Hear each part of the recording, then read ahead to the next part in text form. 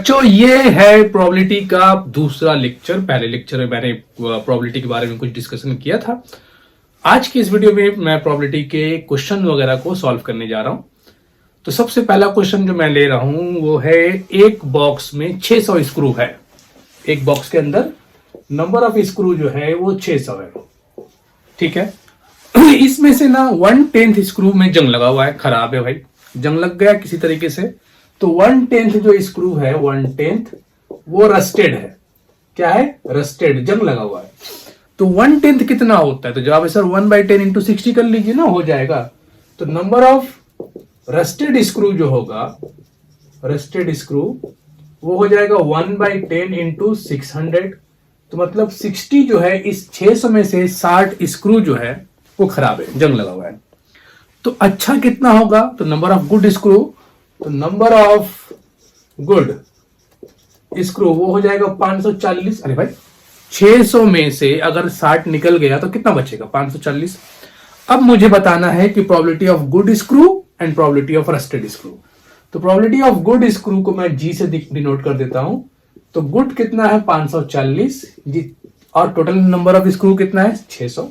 तो 600 को नीचे दे दो, और ये अगर हम लोग कैंसिल करें 6 से, तो 6 9 54, 6 10 60। तो 9/10 is the probability of good screw. तो फिर रस्टेड स्क्रू का प्रोबेबिलिटी कितना होगा, हम लोग कैसे निकालेंगे? तो जवाब है रस्टेड तो 60 है, और ऑलरेडी 1/10 का मतलब ही वो प्रोबेबिलिटी में आ जाएगा। देख लो, तो प्रोबेबिलिटी ऑफ रस्टेड स्क्रू जो होगा वो रस्टेड है कितना? 60 और बाय 600। तो ये कट के कितना आ गया? 1/10। इस प्रॉब्लम को कॉपी करो, मिलते हैं अगले प्रॉब्लम में। जो प्रॉब्लम है उसने बोला है कि 12 डिफेक्टिव पेन है, लिखने वाला कलम, और 132 अच्छे पेन है, गुड पेन है। वो लोग आपस में मिक्सअप हो गए। अब तुम्हें बोला गया कि एक पेन निकालो। अब बताओ कि वो पेन गुड होगा, उसका प्रोबेबिलिटी क्या है? What is the probability of good pen? तो सबसे पहले हम लोग ये बात देख लेते हैं कि डिफेक्टिव पेन है कितना हमारे पास। तो डिफेक्टिव है 12, गुड पेन कितना है मेरे पास? वो है 132। तो टोटल पेन कितना हो गया? Total number of pen 144। अब मुझे पता करना है कि अगर मैं एक पेन उठाता हूं और वो गुड पेन होगा, ऐसा होने का प्रोबेबिलिटी कितना होगा? तो जवाब है probability of good pen is equal to, good कितना? 132 बाय 144। अगर 12 से कैंसिल करते हैं तो 11/12 is the probability of good pen. अच्छा, अगर पूछा जाए कि बैड डिफेक्टिव पेन का प्रोबेबिलिटी क्या होगा, तो प्रोबेबिलिटी ऑफ डिफेक्टिव पेन क्या लिखोगे? 12/144। तो मतलब 1/12। ठीक है ना, 12/144, 12 से 12 इंटू 12 144 होता है। तो 12/144 is the probability of defective pen. चलो नेक्स्ट प्रॉब्लम को देखते हैं। जो क्वेश्चन है वो प्राइस टिकट के ऊपर है। 1000 टिकट है, उस 1000 टिकट में नंबर लिखा हुआ 1 से लेकर के 1000 तक। ठीक, उनमें से 5 टिकट ऐसा है जिसमें प्राइज मिलेगा। अगर वो 5 में से कोई भी एक टिकट आपके हिस्से में आ गया तो आपको प्राइज मिलेगा। और उसके अलावा 995 टिकट्स ऐसा है जिसमें आपको कोई प्राइज नहीं मिलेगा, मतलब वो ब्लैंक टिकट है, मतलब पहले से स्कैम। ठीक, कि ये 5 टिकट पे ही ऐसा ही होता है, ये 5 टिकट पे प्राइज दिया जाएगा, बाकी ये आपका लक। अगर आपको 5 में से कोई एक टिकट मिल गया तो आप विनर, नहीं तो फिर गया। तो प्रोबेबिलिटी ऑफ प्राइस टिकट का हमसे प्रोबेबिलिटी पूछा गया कि आप गए लॉटरी दुकान पे और एक टिकट आपने खरीदा, तो आपका वो टिकट प्राइस टिकट वाला नंबर से मैच कर जाएगा, या वो प्राइस टिकट वाला ही नंबर होगा, ऐसा होने का प्रोबेबिलिटी क्या होगा? तो सिंपल सा जवाब है कि नंबर ऑफ प्राइस टिकट है कितना मेरे पास? नंबर ऑफ प्राइस टिकट वो है 5, और नंबर ऑफ ब्लैंक टिकट कितना है? वो है 995।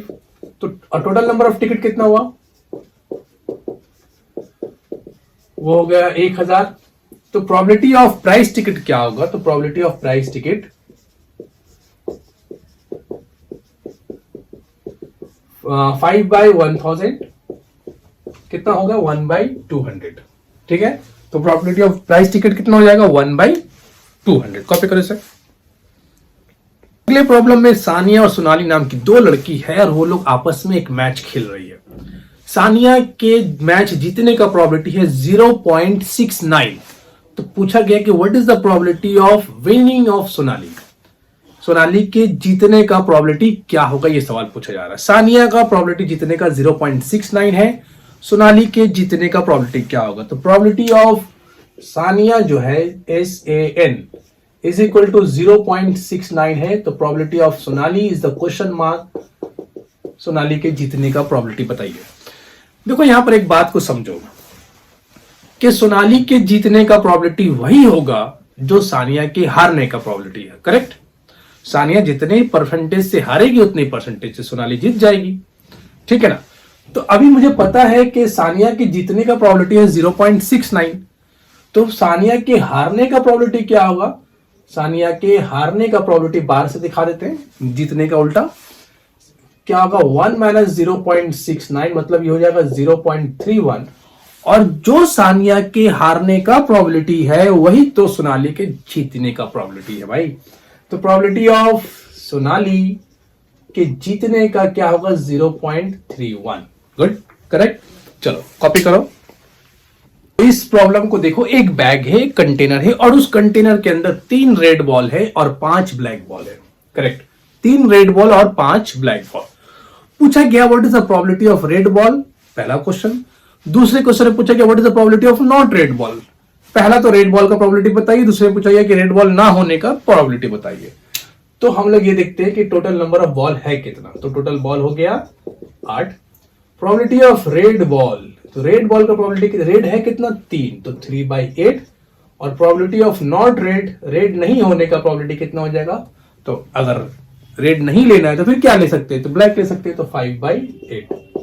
ठीक है, चलो इस क्वेश्चन को भी कॉपी करो, अगले प्रॉब्लम में आते हैं। यहां पर एक वर्ड दिया गया ट्राइंगल और इससे पूछा गया सवाल ये है कि आपको एक लेटर उठाना है ट्राइंगल वर्ड से। बताओ वो लेटर वॉवेल होगा, उसके होने का चांस क्या है? What is the probability of vowel in a word triangle? Triangle से अगर बहुत लेटर्स रखे हुए, कितना लेटर हो गए? 2, 4, 6, 8। 8 में से आपको एक लेटर उठाना है और वो लेटर वॉवेल हो, इसका होने का प्रोबेबिलिटी क्या है? तो देखो बच्चों, यहाँ पे वॉवेल का नंबर कितना है? तो वॉवेल हम लोग को दिख रहा है 1, 2, 3 है। और टोटल कितना है? टोटल है 2, 4, 6, 8। तो प्रोबेबिलिटी ऑफ वॉवेल जो होगा वो कितना हो जाएगा?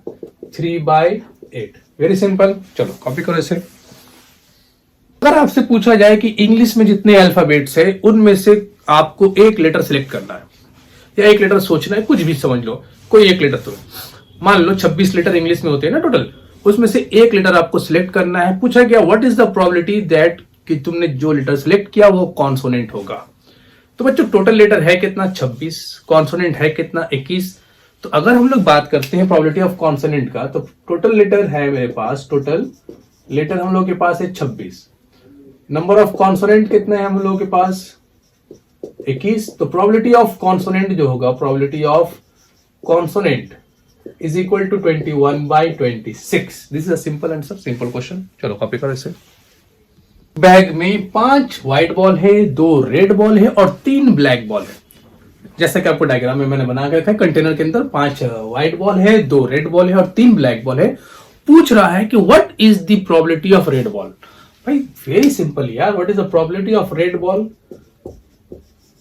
तो पहले आपको एग्जाम में तो अच्छे से लिखना पड़ेगा ना कि ये बॉल कितना है। तो हम लोग लिख लेते हैं नंबर ऑफ रेड बॉल ये है। नंबर ऑफ रेड बॉल जो है वो 2 है। और टोटल नंबर ऑफ बॉल कितना है? टोटल नंबर ऑफ बॉल वो 10 है। तो प्रोबेबिलिटी ऑफ रेड बॉल क्या हो जाएगा? 2/10 मतलब 1/5। Probability of red ball is 1/5। Copy करो। प्रॉब्लम में देखो, एक बॉक्स के अंदर ब्लू 7 है, व्हाइट बॉल 8 है और ब्लैक बॉल 5 है। ठीक है, तो 8, 7, 15, 5, 20, टोटल बॉल 20 हो गया। 4 सवाल पूछा गया, what is the probability of black, blue और ब्लैक, नॉट ब्लैक, ग्रीन। ठीक, तो सबसे पहले हम लोग सॉल्व करते हैं ब्लैक बॉल को। ध्यान से, टोटल बॉल कितना है? 8, 7, 15, 5, 20। तो हमेशा टोटल बॉल को हम लोग क्या करते हैं? नीचे भी लिखते हैं। तो नीचे में यहां पे लिख देंगे टोटल 20। और ब्लैक बॉल कितना है? वो है 5, तो 5/20 कैंसिल होने के बाद 1/4 मिलेगा। ठीक है, कोई प्रॉब्लम नहीं। ब्लू और ब्लैक, तो ब्लू बॉल है मेरे पास 7 और ब्लैक बॉल है 5, तो टोटल कितना हो गया? 12। तो ब्लू और ब्लैक, जब भी और का वर्ड यूज करें तो आप लोग उसे प्लस कर देना, और मतलब याद रखना कि प्लस करना है। तो 7, 5, 12। तो प्रोबेबिलिटी ऑफ ब्लू और ब्लैक कितना हो जाएगा? 12/20 कैंसिल करने से 3/5। नॉट ब्लैक, ब्लैक नहीं होना चाहिए, तो ब्लैक नहीं होगा तो फिर क्या हो सकता है, ये और ये दोनों हो सकता है। तो 8 ये दोनों मिला के कितना हो रहा है, व्हाइट और ब्लू 15, तो 15/20। हमेशा नीचे में टोटल नंबर ऑफ बॉल देते हैं, तो 5 से कैंसिल करते हैं, 3/4। और ग्रीन, बच्चों ये बताओ कि तुम्हें बॉक्स के अंदर ग्रीन बॉल कितना दिख रहा है भाई, मुझे तो कुछ नहीं दिख रहा कि एक भी ग्रीन बॉल है। तो ग्रीन बॉल है 0, तो प्रोबेबिलिटी कितना हो जाएगा 0/20, मतलब आंसर 0। कॉपी करो इसे भी। सिमिलर क्वेश्चन, एक बॉक्स में रेड बॉल है 6, व्हाइट बॉल है 8, ग्रीन है 5 और ब्लैक है 3। अब आपसे पूछा गया कि what is the probability of white ball, what is the probability of red और black, not green neither white not black. चलो सिंपल है, टोटल नंबर ऑफ बॉल है कितना मेरे पास, तो जवाब है total number of ball is 22। You can calculate, 8 6 14 5 19 और 3 22। टोटल नंबर ऑफ बॉल हम लोगों के पास है 22। Now the probability of white ball कितना होगा, व्हाइट है कितना हमारे पास 8, तो प्रोबेबिलिटी ऑफ व्हाइट बॉल हो जाएगा 8/22, कैंसिल कर सकते हैं 4/11।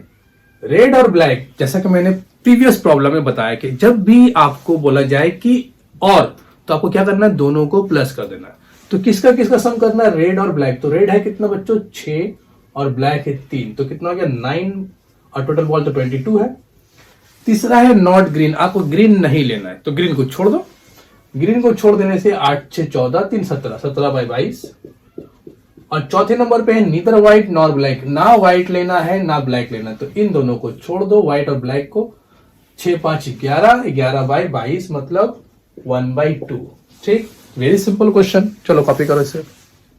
एक कार्टून है, एक बॉक्स है और उस बॉक्स में लगभग 100 शर्ट है, शर्ट कमीज जो हम लोग पहनते हैं। अब उसमें 160 है और उसमें से जो है ना 88 शर्ट्स जो है वो अच्छा है, बहुत फ्रेश कंडीशन में है, लेकिन 8 जो शर्ट्स जो ऐसे हैं वो माइनर डिफेक्ट है, कुछ खराबी हो गया होगा, कुछ प्रॉब्लम हो गया, 8 शर्ट्स में माइनर डिफेक्ट है और 4 शर्ट्स में मेजर डिफेक्ट है 4 शर्ट्स ऐसे जिसमें मेजर डिफेक्ट है। तो बोला जा रहा है कि पीटर और सलीम नाम का 2 ट्रेडर है, वो लोग आया और शर्ट्स को खरीदने के लिए। पीटर जो है सिर्फ और सिर्फ गुड शर्ट ही खरीद लेगा, लेकिन सलीम जो है मेजर डिफेक्ट वाला शर्ट्स नहीं लेगा। तो अब पूछा जा रहा है कि find the probability that this shirt will except by Peter. तो पीटर जो शर्ट एक्सेप्ट करेगा या जो शर्ट लेगा उसका प्रोबेबिलिटी बताइए। तो सिंपल सा जवाब है, प्रोबेबिलिटी ऑफ पीटर का शर्ट लेने का प्रोबेबिलिटी क्या होगा, क्योंकि पीटर जो है सिर्फ और सिर्फ गुड शर्ट ही लेता है, तो 88/100। इसे अगर 4 से कैंसिल करते हैं तो 22/25। बात जब सलीम की करते हैं तो सलीम जो है वो मेजर डिफेक्ट वाले शर्ट को नहीं लेता, बाकी सारे शर्ट को ले लेगा, तो गुड को भी लेगा और माइनर को भी लेगा। तो गुड है कितना 88 और माइनर कितना है 8, तो दोनों मिलाकर हो गया 96। तो प्रोबेबिलिटी ऑफ सलीम का शर्ट लेने का प्रोबेबिलिटी कितना हो जाएगा 96/100। अगर इसे हम लोग 4 से कैंसिल करते हैं तो 24/25 इज द आंसर। कॉपी करो। एक डाइस को फेंका गया है, बोला है कि what is the probability even number आने का प्रोबेबिलिटी बताइए, and what is the probability that the number is greater than 2, 2 से बड़ा होने का प्रोबेबिलिटी। सबसे पहले मुझे बच्चों ये बताओ कि डाइस का आउटकम क्या होता है। तो जवाब है सर 1 2 3 4 5 6, ये होता है probability of dice, sorry number of outcome of dice. Dice से जितना आउटकम आता है यही में से कोई एक होगा जब डाइस को हम लोग फेंकेंगे। पहला सवाल है what is the probability of even number. तो प्रोबेबिलिटी ऑफ इवन नंबर है कितना, पहले इवन नंबर है मेरे पास कौन कौन सा है, 2 4 6। इससे पहले इसे दिखा देते हैं, 2 4 6। इसका नंबर ऑफ इवन नंबर कितना हो गया, ये हो गया इवन नंबर का क्वांटिटी हो गया 3, उसके बाद लिख लेंगे। अच्छा, नंबर ग्रेटर देन 2 वो होगा 3 4 5 और 6। अब हम लोगों से पूछा गया कि what is the probability of even number. तो इवन नंबर का प्रोबेबिलिटी क्या होगा, प्रोबेबिलिटी ऑफ इवन नंबर 1 2 3 3/6 मतलब 1/2। Probability of number greater than 2, तो 2 से बड़ा कौन कितना नंबर है, 1 2 3 4 4/6 मतलब 2/3।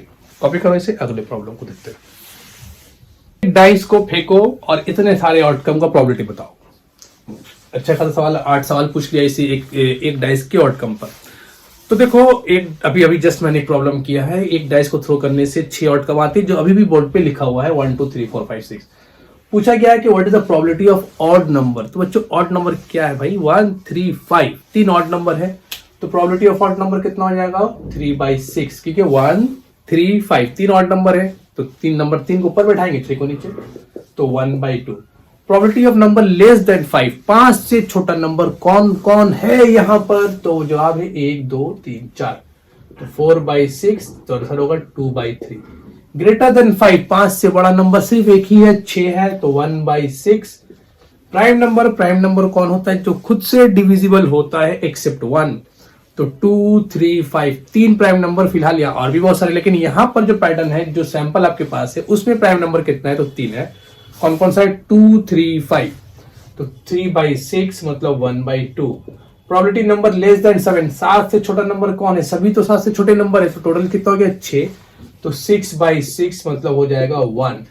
प्रोबेबिलिटी नंबर डिविजिबल बाई 3, 3 से कौन कौन डिविजिबल है, खुद 3 है और 6 से, तो दो नंबर है जो 3 से डिविजिबल है, 2/6 1/3। नंबर बिटवीन 3 एंड 6, 3 और 6 के बीच में दो नंबर है, तो दो बैठाएंगे ऊपर और नीचे 6 मतलब 1/3।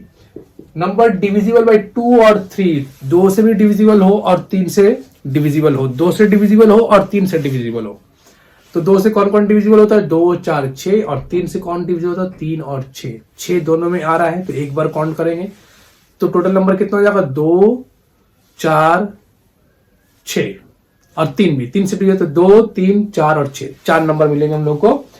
लिख देता हूं मैं, 2 से डिविजिबल कौन कौन होगा 2 4 6, 3 से डिविजिबल कौन कौन होगा 3 और 6। अब इन दोनों में से कॉमन 6 को एक ही बार लिखना है, तो कितना नंबर हो गया 1 2 3 4, तो 4/6 मतलब 2/3 इज द आंसर। कॉपी करो इसे। एक अलग किस्म का डाइस को डिजाइन किया गया जिसके फेस पर नंबर है 1 2 3 -1 -2 -3। ठीक है, अब यहाँ पे 3 सवाल पूछा गया। पॉजिटिव इंटीजर का प्रोबेबिलिटी बताना है, इंटीजर ग्रेटर देन -3 और फिर स्मॉलेस्ट इंटीजर। यहाँ पे 3 सवाल है, तो बच्चों डाइस को अच्छे से देख लो और समझो पहले यहाँ पर कि ये 3 नंबर तो नेगेटिव है और ये 3 नंबर पॉजिटिव है, तो प्रोबेबिलिटी टोटल नंबर कितना हो गया 6, दिख रहा है, क्लियर है। तो बताओ पॉजिटिव इंटीजर का प्रोबेबिलिटी, तो पॉजिटिव इंटीजर हम लोग के पास कितना है 3, तो ऊपर लिखेंगे 3 और नीचे लिखेंगे 6 मतलब 1/2। इंटीजर ग्रेटर देन -3, -3 से देखो नंबर लाइन में अगर हम बात करें तो यहाँ अगर 0 है तो यहाँ -1 होता है, -2 होता है, या -3, ये 1, ये 2 और ये 3। तो बोला कि -3 से बड़ा नंबर, तो -3 से बड़ा तो -2 है, -1 है, 0, तो 5 नंबर ऐसे हैं जो -3 से बड़े हैं। ठीक, तो हम लोग क्या करेंगे 5/6 कर देंगे। ठीक, और ये कैंसिल नहीं होगा। स्मॉलेस्ट इंटीजर इन सब में से सबसे छोटा कौन है, ये बड़ा है, उससे छोटा, उससे छोटा, उससे छोटा, उससे छोटा, उससे सबसे छोटा तो -3 है, तो -3 1, तो 1/6। ठीक, समझ में आया, कॉपी करो इसे। यहाँ पर ये एक व्हील है और उसमें 8 नंबर दिए गए 1 से लेकर के 8 तक, और उस व्हील को घुमाया गया।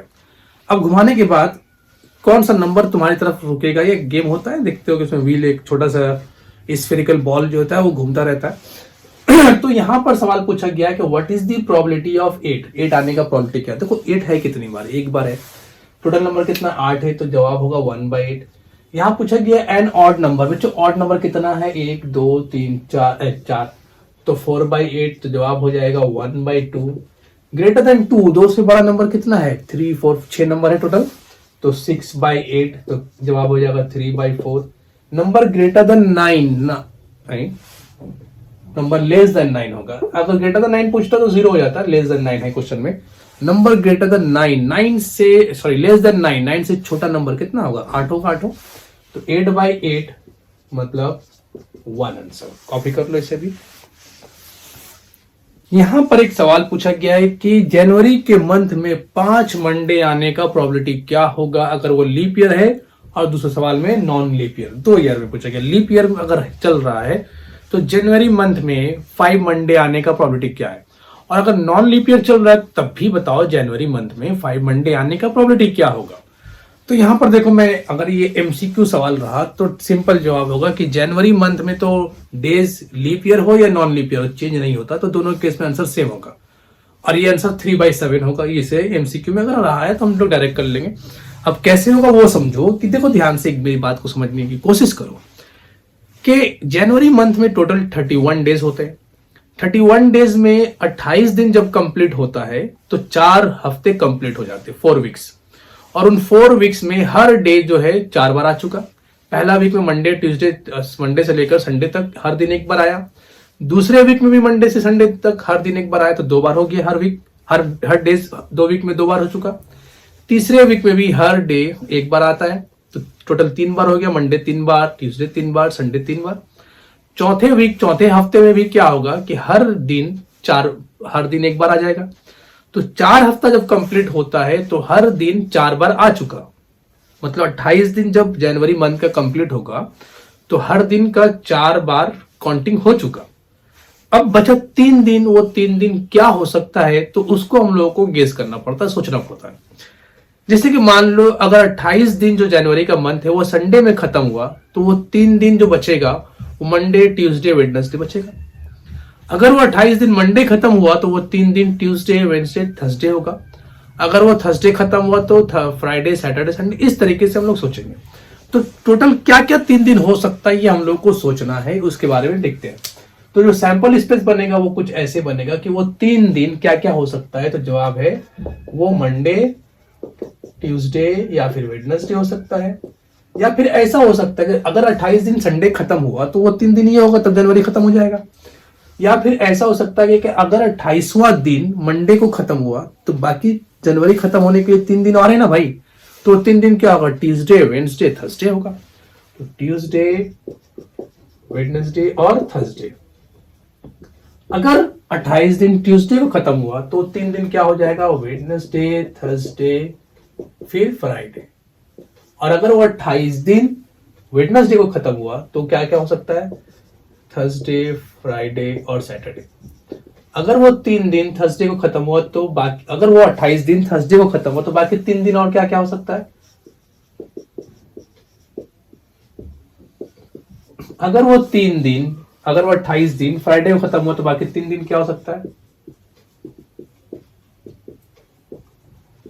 अगर वो 28 दिन सैटरडे को खत्म हुआ तो बाकी 3 दिन और क्या हो सकता है। ये संडे है,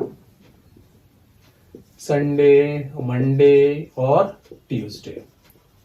और अगर वो 28 दिन संडे को खत्म हुआ तो क्या हो सकता है, फिर से कितना हो गया, फिर से ये कहानी रिपीट हो जाएगा। अगर वो 28 दिन संडे खत्म हुआ तो फिर मंडे से कहानी तो हम लोग पहले लिख ही चुके। तो ये 3 हो सकता है वो दिन, 28 दिन कंप्लीट होने के बाद 3 दिन इनमें से कोई एक हो सकता है।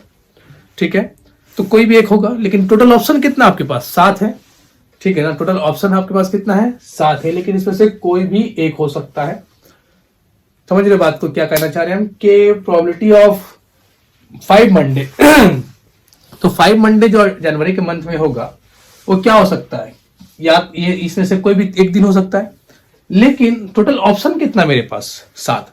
अच्छा, अब यहां पर एक और बात है कि सर मंडे तो मुझे कई जगह पे दिख रहा है, मंडे तो यहां भी दिख रहा है। अगर ये वाला भी 3 दिन हो गया 28 दिन के बाद तो मंडे 5 बार हो गया। अच्छा, तो ये वाला भी होने से मंडे 5 बार हो सकता है। अरे तरीका, और अगर ये वाला भी 3 दिन हुआ तो मंडे 5 बार हो जाएगा। मतलब मंडे 5 बार होने का जो चांस है वो 28 4 दिन होने के बाद 3 और ऑप्शन है मंडे होने का। तो मतलब जो मेरे फेवर में है मंडे को 5 बार करने का, 4 बार हो चुका, 3 बार और ऑप्शन है कि मंडे 5 बार हो सके। तो टोटल प्रोबेबिलिटी कितना होगा इसका, 3/7। तो आई होप कि बच्चों इतनी सारी बातें आप लोगों को समझ में आई हो। तो मैं अपना वीडियो, आज का लेक्चर यहीं पे खत्म कर रहा हूं। अगले क्लास में मैं फिर इसके बाद से जो कॉन्सेप्ट है उसके ऊपर क्वेश्चन पे डिस्कस करूंगा। तो आप लोग प्रोबेबिलिटी, आप लोग जो भी बुक फॉलो करते हैं उस बुक से प्रोबेबिलिटी के क्वेश्चन को प्रैक्टिस करो, एग्जाम्पल अच्छे से देखो। आपका जो भी बुक है बोर्ड लेवल में आप जो भी बुक फॉलो कर रहे हो उसके एग्जाम्पल्स को अच्छे से बनाओ, अच्छे से पढ़ो। एग्जाम्पल बहुत इंपॉर्टेंट है, एग्जाम्पल से क्वेश्चन बहुत सारे आते हैं। मिलते हैं अगले वीडियो में।